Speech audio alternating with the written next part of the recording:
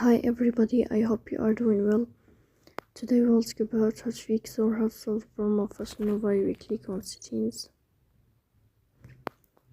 Here we click on apps, default apps, app settings.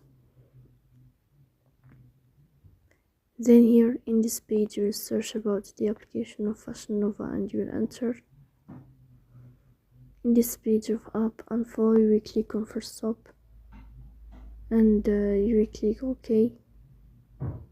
Here you will enter to the window of storage. Here we click on clear cache.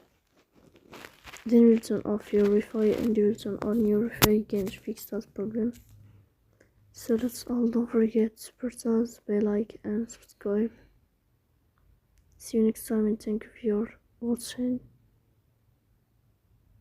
and your attention.